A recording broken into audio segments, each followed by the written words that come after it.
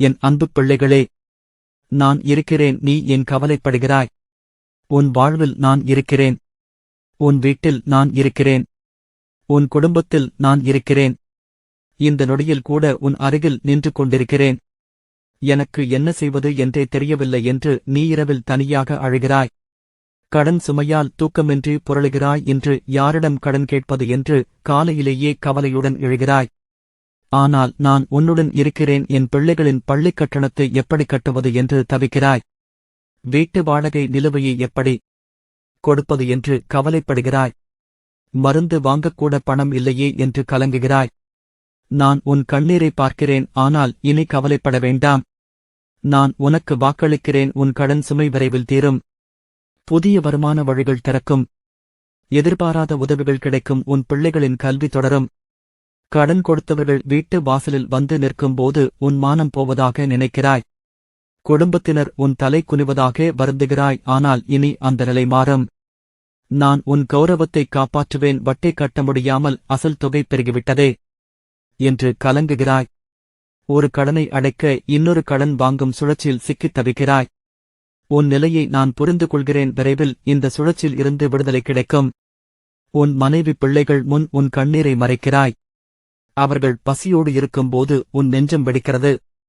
ஆனால் இனி அந்த கவலை வேண்டாம். உன் குடும்பத்தின் அனைத்து தேவைகளும் சந்திக்கப்படும்.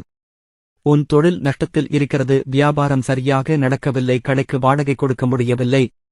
ஆனால் இனி புதிய வாய்ப்புகள் வரும். லாபம் பெருகும். தொழில் விரிவடையும்.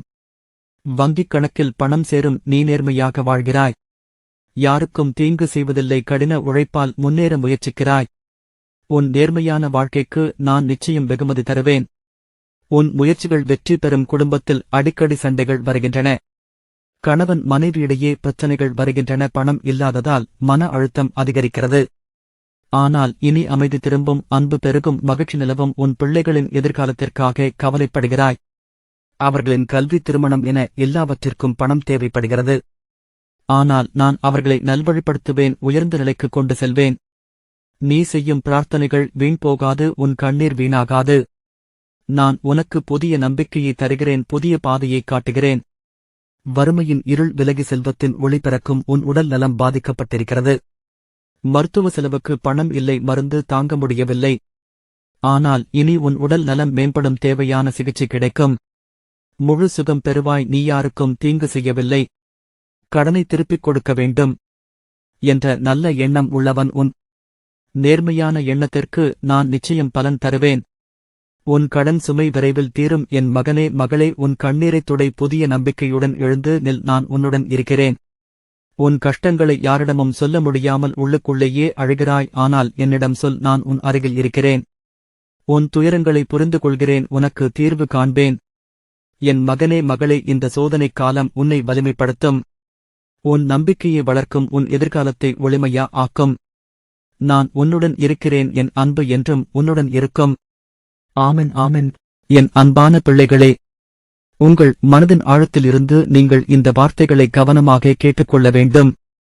வாழ்க்கை என்பது நம் செயல்களின் பிரதிபலனாக அமையும். கடன் என்பது வாழ்க்கையின் ஒரு சவாலாக இருக்கலாம். ஆனால் அது உங்கள் மனதையும் வாழ்வையும் சிதைக்க அனுமதிக்க வேண்டாம்.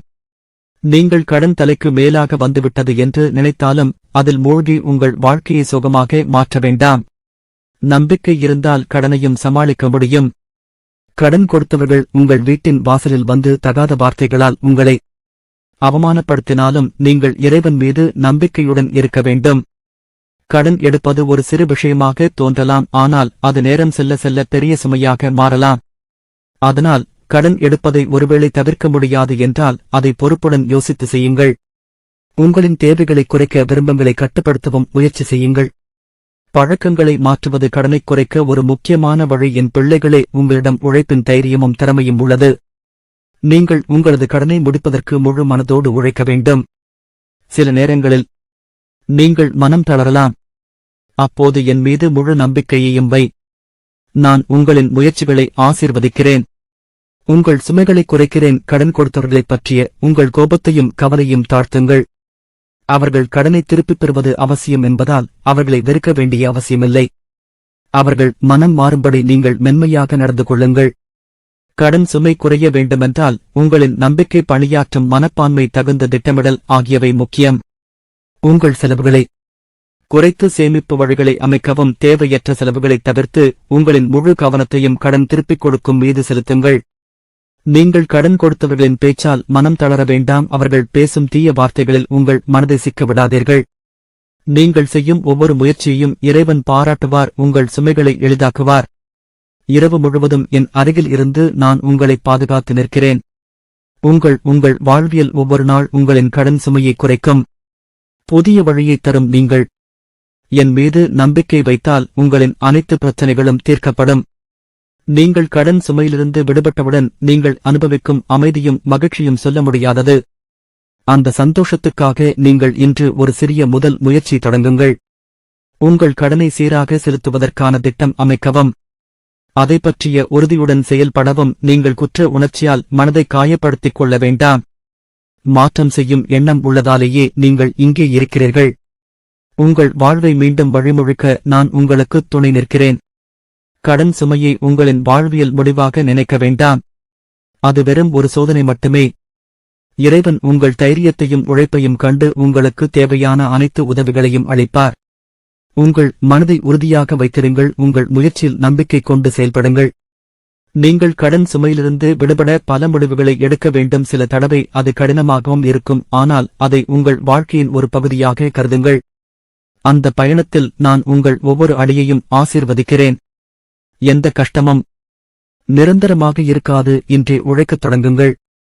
உங்கள் வாழ்க்கையை புதிய வழியில் அமைக்க ஒரு தீர்மானத்தை எடுங்கள். கடன் சுமையிலிருந்து விடுபட்டு ஒரு அமைதியான, சந்தோஷமான வாழ்க்கையை அனுபவிக்க உங்களை தயார் செய்யுங்கள்.